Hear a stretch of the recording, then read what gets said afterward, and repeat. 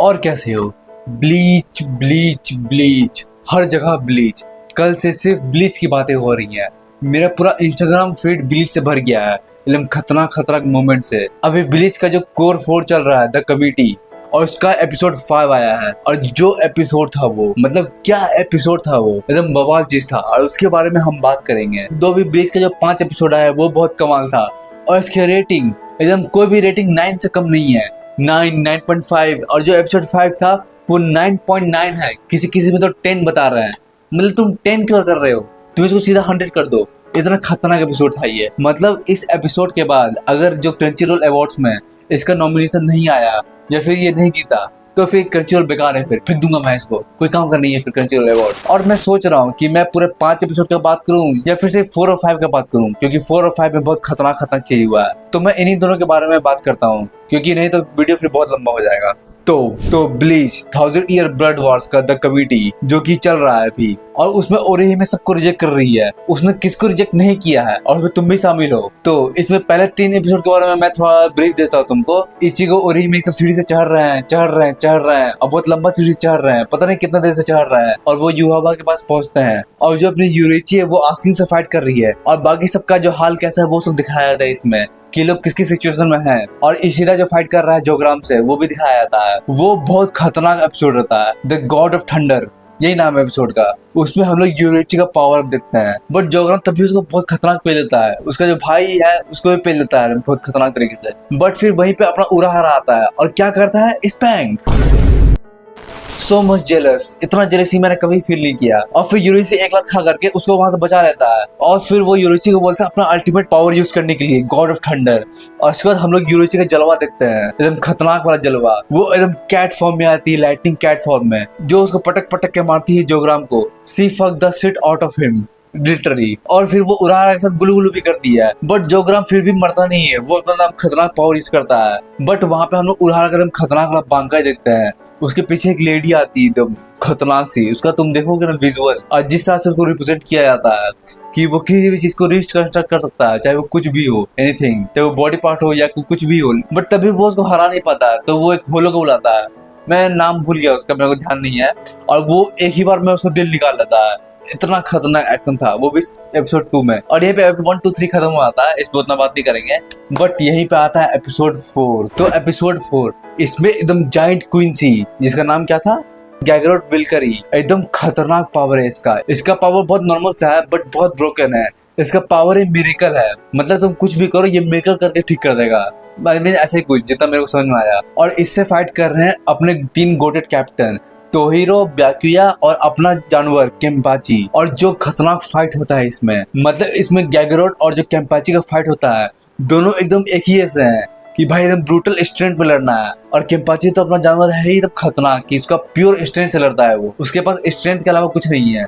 और जिस तरह से वो फाइट करता है, बाप रे बाप। वो जाइंट गैगरोट, उसको जिस तरह से ये मारता है ना कि क्या बोले, और जिस तरह से मार खाता वो भी नेक्स्ट लेवल। अब बाकी ये जो कैप्टन है वो एज ए हेल्पिंग टाइप का कुछ कर रहे थे। बट हम लोग इसमें सबसे खतरनाक चीज देखते हैं, ये तो खतरनाक था भी नहीं, हम लोग देखते हैं केम्पाची का अल्टीमेटेड बांकाई, जिसमें रेड केम्पाची हम लोग देखते हैं। और वो जो पावर होता है, जिस तरह से वो स्पिरिचुअल एनर्जी को रिलीज करता है, मैं स्क्रीन से फील कर पा रहा था उसको। और इसमें ही अपना वेलकरी बोलता है कि क्या ही उखाड़ लेगा मेरा, और फिर एक पंच मारता है।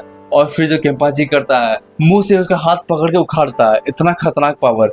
बट अपना कुंची के पास तो क्या है, मिरेकल, तो वो वापस रिकवर हो जाता है। और फिर जो अपना वेलकरी, वो एकदम खतरनाक अटैक करता है एकदम स्वॉर्ड से, बहुत खतरनाक वाला। बट अपना रेड केम्पाची आधा काट देता है उसको बीच से, सीधा डबल कर देता है। इतना खतरनाक उसका बांकाई। बट मिरेकल वो फिर से जिंदा आता है न्यू फॉर्म में। और उसके बाद हम लोग देखते हैं कैप्टन तोशिरो को, वो आइस वाला बंदा, वो अपना अल्टीमेटेड बांका यूज करता है, जिससे वो थोड़ा सा अडल्ट दिखने लगता है। वो बच्चे से लौंडा बन जाता है। और उसका अटैक, वो भी वेलकरी को बार बार जमा दे रहा था। 1 शॉट जमाना, उसका मतलब 1 शॉट फ्रीज का अटैक था। एक शॉट में पूरा बाहर से अंदर सब जमा देना, वो अटैक कर रहा था। और तभी वेलकरी उसको तोड़ दे रहा था। यहाँ तक कि तोशिरो और ब्याकुया दोनों का बांका मिला करके वो दोनों अटैक किए, तब उसका कुछ कर पाए थे, उसको हरा पाए थे। बट फिर मिरेकल वो फिर अपने थर्ड फॉर्म में एकदम आ जाता है, एकदम गोल्डन फॉर्म में, पता नहीं क्या था वो फॉर्म। और फिर यहीं से हम लोग कट होता है, दिखते हैं कि रेंजी और रुकिया वो दोनों जाते हैं चैड की हेल्प करने के लिए, क्योंकि चैड वहाँ पे कुछ स्टोन वाले क्रीचर से लड़ रहा था। और चैड, अपना चैड, वो किसी से हार सकता है क्या? मतलब मैंने आज तक कभी चैड को हारते हुए नहीं देखा, कभी नहीं। और ये छोटे मोटे लोग चैड की हेल्प करने आए हैं, बट रेंजी रुकिया को बोलता है कि इचिगो की हेल्प करने के लिए वो दोनों अकेले संभाल लेंगे, चैड को कोई हेल्प की जरूरत नहीं है, चैड अकेले काफी है। और फिर रुकिया जाती है इचिगो के साथ लड़ने के लिए युवाबा से, और फिर यहीं पे एपिसोड 4 खत्म होता है। तो एंडिंग सीन के बाद हम लोग और पार्ट बचा हुआ है, हम लोग देख रहे हैं कि तीनों वर्ल्ड मर्ज हो रहा है। जो सोसाइटी पे जो कंप्यूटर से जो कुछ करते हैं वो लोग सबको मर्ज होते हुए देख रहे हैं कि जो होलो है वो रियल वर्ल्ड में जा रहे हैं धीरे धीरे। और फिर हम लोग देखते हैं इचिगो का फाइट युवाबा से। युवाबा एकदम हमला किया जा रहा है, ओरिमी को प्रोटेक्ट करने की कोशिश कर रही है बट कर नहीं पा रही है। बट वहीं पे ओरिमी को पता है कि ये कुछ करने की कोशिश कर रहा है। और फिर जो है अपना जो इचिगो है वो एक नया पावर अनलॉक करता है, क्विंसी वाला पावर, जिसमें उसका एक हॉर्न भी आता है, जो वो उसमें होलो वाले में किया था, एक हॉर्न वाला जो वो आउट ऑफ कंट्रोल हो गया था। बट यहाँ पे उसके पास कंट्रोल रहता है और ओरिमी देख के ये बहुत खुश हो आती है और उस फॉर्म में वो एक बीम मारता है युवाबा पे। युवाबा का ये पूरा फट जाता है एकदम खतरनाक वाला, बट ऑफ कोर्स वो रिकवर हो जाता है, ये तो कुछ नहीं है उसके सामने। और यही पे एपिसोड खत्म हो जाता है। और फिर उसके बाद हम लोग द पीक नोटिस करने जा रहे हैं, एपिसोड 5। मतलब ये जो एपिसोड है एक लौता एपिसोड ब्लीच का, वो प्रॉपर डिफाइन करता है कि why Bleach is come in big 3 beside One Piece and Naruto. और एपिसोड 5 सबसे लेजेंडरी एपिसोड, इस एपिसोड का नाम है डिफेंड यू, बट ये आधा टाइटल है, इसका एक्चुअल टाइटल जो है ना, पूरा टाइटल ये लास्ट में बताते हैं। एपिसोड 5 में हम लोग देखते हैं कि इचिगो युवाबा से लड़ रहा है। और लड़ क्या रहा है, युवाबा उसको पेल रहा है पटक पटक के, वो जा रहा है, मार खा रहा है, पटक जा रहा है, जा रहा है, फिर मार खा रहा है, पटक जा रहा है, फिर मार खा रहा है, फिर पटक जा रहा है, और यही साइकिल चल रहा है। और वहाँ पे जो ओरिहिमे है वो उसको प्रोटेक्ट करने की कोशिश कर रही है। ऐसा सीन था ना वो, लाइक इचिगो से ज्यादा काम ओरिहिमे कर रही है कि अगर ओरिहिमे उसको प्रोटेक्ट नहीं करे ना तो युवाबा उसको एक ही बार में खत्म कर देगा। ऐसा सीन कुछ दिखा था, ये वो मार खाने के अलावा कुछ कर नहीं रहा था। और फिर वहीं पे दूसरा सीन में हम देखते हैं कि वहाँ पे इशिदा और जोग्राम का ही फाइट हो रहा है। जोग्राम अपना युवाबा का पावर यूज कर रहा है, एकदम ऑलमाइटी वाला पावर, और इशिदा को भी पहले जा रहा है। वो अपना एरो को इधर उधर घुमा के प्रोटेक्ट करने की कोशिश कर रहा है अपने आप को, बट वो ऑलमाइटी का पावर करके फ्यूचर देख करके एकदम इशिदा को पहले आ रहा है कि युवाबा जो है इचिगो को एक हाथ से पकड़े हुए है ऐसे करके, और उसमें सीधा अपना तलवार घुसेड़ देता है। बट ओरिहिमे अपनी पावर से उस सीन को रिजेक्ट कर देती है और इचिगो हील हो जाता है। बट युवाबा फिर उसको मारता है, ओरिहिमे फिर रिजेक्ट कर देती है और फिर हील हो जाता है। ऐसे ही 3-4 बार होता है। बट फिर युवाबा एकदम इरिटेट होकर के वो सीधा ओरिहिमे पे अटैक करता है। मतलब उस टाइम पे फेमिनिज्म एग्जिस्ट नहीं करता था, इसलिए युवाबा ओरिहिमे को पटक पटक के मारता है और वो बार बार उस सीन को रिजेक्ट कर देती थी। और जिस तरह से मारता है वो, और देखो उसको कहाँ पे ये पॉइंट करके मारा है, ठीक बात नहीं है ये। और उसको जिस तरह से मारता है बार बार, वो हर्ट हो रही है एकदम खतरनाक, तभी वो उसको अपने पावर से रिजेक्ट कर रही है, वो इचिगो को प्रोटेक्ट कर रही है। यहाँ तक कि युवाबा भी इसको तारीफ किया है कि वो अपने आप को इतना ज्यादा हर्ट कर रही है सिर्फ इचिगो को प्रोटेक्ट करने के लिए। और वो धीरे धीरे ओरिहिमे को सीरियसली ले भी रहा था, क्योंकि इचिगो से ज्यादा तो ओरिहिमे काम कर रही थी, वो उसको ज्यादा प्रोटेक्ट कर रही थी, इचिगो तो खाली मार खा रहा था। और जो ओरिहिमे हम जो शक्लें बना रही थी ना वो मार खाते समय, कोई वुमेन जब एंग्री एकदम खतरनाक हो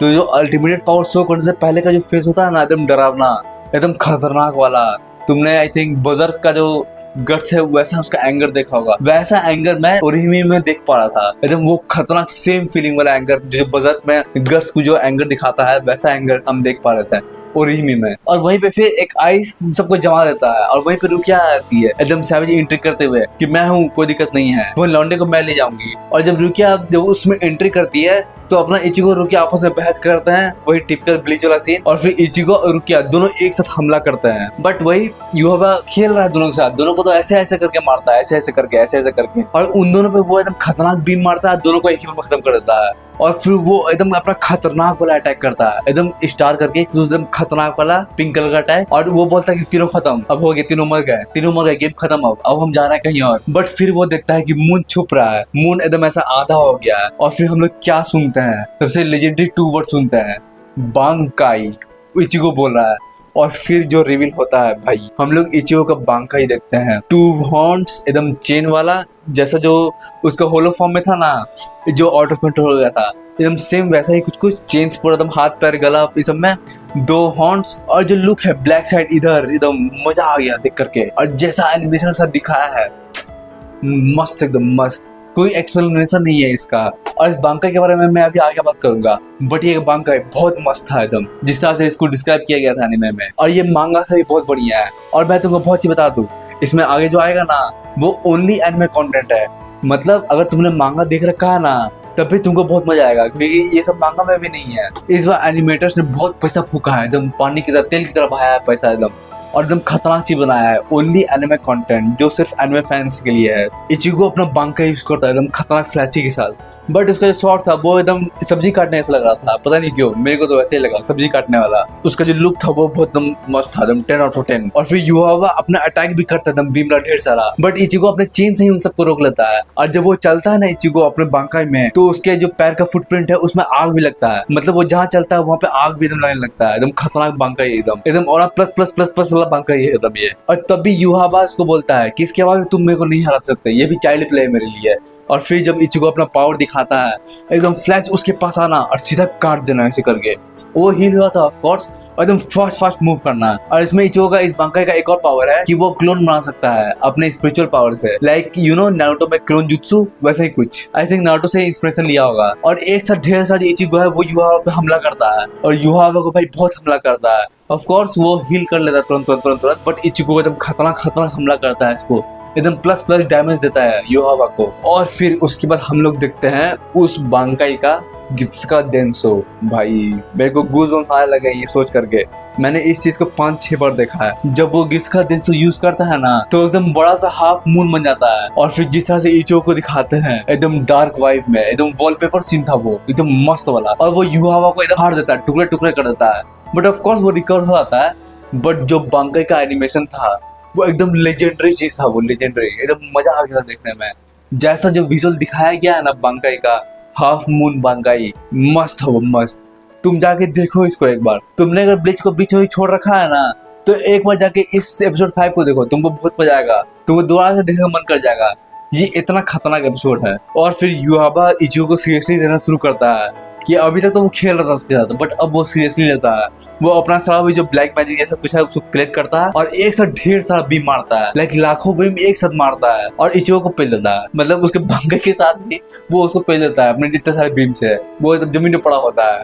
मतलब इस एपिसोड में, एपिसोड 5 में इचिगो खाली मार खाया है, भले ही वो अपना कौन सा पावर यूज कर ले, खाली वो मार खाया है, कुछ नहीं कर पाया है वो। बट फिर इचिगो वहीं पे एक नया प्लान बनाता है, वो रुकिया से मतलब आग पे आग मिलाता है, और वो समझ जाती है प्लान। और फिर रुकिया भी अपना बांका यूज करती है, वो अपना आइस वाला, और फिर वो दोनों जाकर अटैक करते हैं। और वो जब भी अपना गित्सुका देंसो यूज करता है एकदम हाफ मून बन जाता है बड़ा सा एकदम। और फिर युहावा उन दोनों को फिर पेल देता है, वो दोनों ऐसे ही पटक जाते हैं। रुकिया के बीच में तो सीधा तलवार घुसड़ देता है, और इचिगो के सर पे पैर रख के बोलता है यही पावर तुम्हारा है, तुमको ऐसे ही थप्पड़ मार के खत्म कर देंगे। और बेहतर ही मारता है उसका। और मतलब इस सीजन 4 में, कोर 4 में the committee Ichigo I think बहुत बार डोनट बना है, बहुत बार छाती में कुछ घुसड़ दिया युहावा ने। फिर उसके बाद हम लोग द एब्सोल्यूट सिनेमा विटनेस करने जा रहे हैं, तुम लोग भी विटनेस करने जा रहे हो वहां पे। फिर अपनी जो ओरिहिमे है वो उन दोनों को देखती है कि भाई दोनों को पेल दिया युहावा, और फिर वो अपना माइंड लूज करना शुरू कर देती है, क्योंकि युहावा उसको बोला है कि तुम इतनी कमजोर हो, तुमसे कुछ होता है नहीं, तुम यहाँ पे कर क्या रही हो, उसको इस तरह से बेइज्जती करता है। और वो इसी को अपने दिल पे ले रही है कि लाइक मेरे को और पावरफुल होना चाहिए था, तो मैं इसको प्रोटेक्ट कर पाती, मैं इतनी कमजोर हूँ इसलिए मैं कुछ नहीं कर पा रही हूँ, अपने आप को डिफेम करना। वो आई थिंक पागल हो आती है, और फिर अपने फेरी को यूज करके कुछ तो करती है, वो एकदम मैजिक सा कुछ एकदम कुछ बनता रहता है उसके आसपास। युहावा उस पर अटैक भी करता है, बट तभी वो आगे बढ़ते रहती है और उसके अटैक को डिफ्लेक्ट कर देती है। और फिर वो एकदम खतरनाक सा सर्कल सा कुछ बनाती है, और उस पर पार करते हुए एकदम भाई लेजेंडरी चीज हो रहा होता है उसमें, और जो म्यूजिक बज रहा होता है, और जो ओरिहिमे कर रही होती है, और वो भाई सब समझ जाते हैं कि वो क्या कर रही है, कि वो अपना लाइफ फोर्स यूज कर रही है।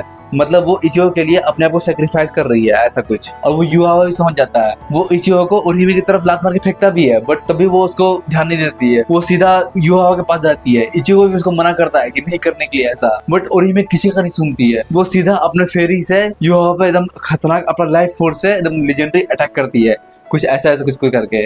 खासकर उसका बैकग्राउंड म्यूजिक, वो म्यूजिक मेरे को पसंद आ गया। मैंने 5-6 बार उस म्यूजिक को सुना है यूट्यूब पे जाकर करके, वो इतना खतरनाक म्यूजिक था। और फिर यहीं पे दूसरी तरफ, अब ये पूरा खत्म नहीं हुआ है, दूसरी तरफ वहाँ पे हम लोग जोग्राम और इशिदा का फाइट देखते हैं। जोग्राम ऑलमाइटी पावर यूज कर रहा है, फ्यूचर देख के इशिदा को कॉर्नर कर दिया है, गला पकड़ के उसको मारे जा रहा है। बट इशिदा अपना स्मार्ट बॉय है, वो दिमाग लगाता है कि उसका एक कमजोरी है, वो जब भी फ्यूचर देखता है ना ऑलमाइटी का पावर यूज करता है, तो उसके बाद 3 सेकंड का कूल डाउन उसको मिलता है कि 3 सेकंड तक वो कुछ पावर यूज नहीं कर सकता है। तो वहीं पे जैसे ही वो अपना फ्यूचर पावर यूज करता है ना, उसको 3 सेकंड में धर लेता है, और ऐसे क्विंसी वाला यहाँ पे जो कुछ होता है लगा हुआ, उसको तोड़ देता है कि उसका जो लाइक कुछ तोड़ देंगे तो उसका पावर खत्म हो जाएगा, ऐसा कोई। तो वैसे ही वो जोग्राम को भी हरा देता है और उसका जो चिल्लाते हुए दिखाया है जोग्राम को, इतना ही दिखाया है बस।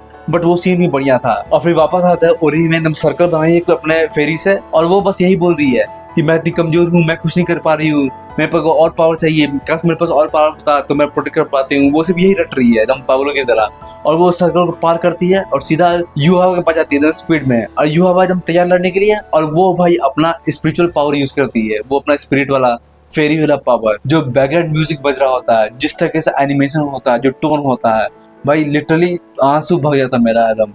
और वो आंसू भरने के बाद ही मैंने एक रील बनाया था, तुमने शायद देखा कि नहीं देखा है, प्लीज देख लो, मेरे को दोबारा मत रुलाओ। वो सीधा युवा को रिजेक्ट कर देती है और अपने आप को भी।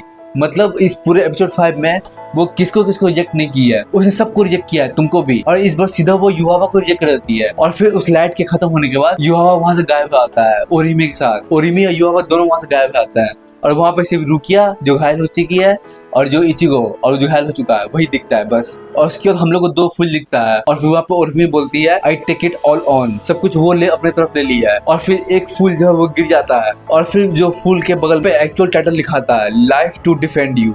भाई इसको देख करके मेरे लिटरली आंख से झरना बहने लगा था, ऐसे करके आंसू गिर रहा था, ऐसे करके।